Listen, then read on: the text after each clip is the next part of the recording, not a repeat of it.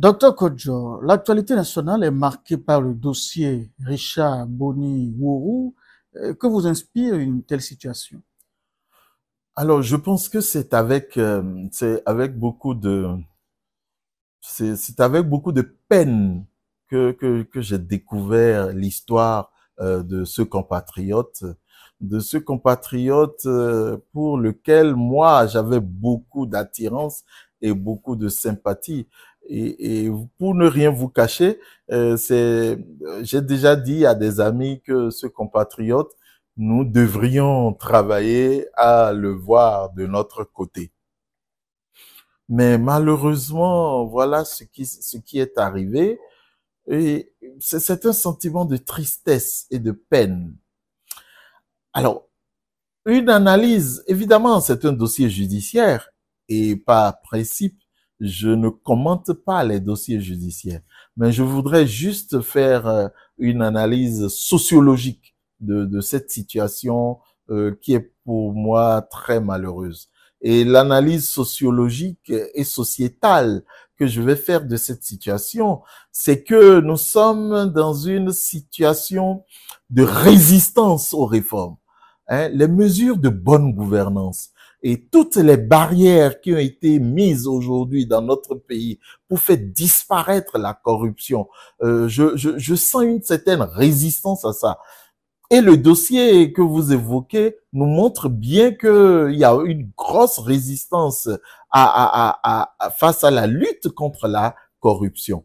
Et c'est d'ailleurs pour ça que je comprends bien l'idée du chef de l'État qui travaille plutôt à la prévention, de la lutte contre la corruption. Je pense que ça va être plus efficace. C'est vrai que la prévention doit descendre dans nos écoles, dans nos lycées et collèges, pour que nos apprenants, pour que nos enfants apprennent à résister face à la corruption.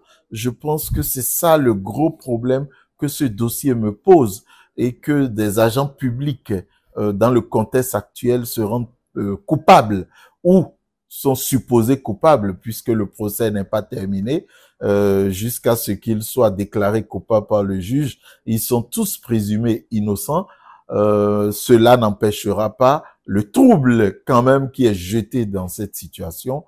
Et je pense que, de mon point de vue, ces compatriotes qui se retrouvent dans ce cas, qu'ils soient jugés avec la rigueur que nous connaissons, pour qu'ils puissent donner des leçons à tous ceux qui voudraient passer entre les mailles du filet. Et c'est une situation déplorable. Je souhaite que cela puisse servir de leçon à tous les autres qui courent derrière.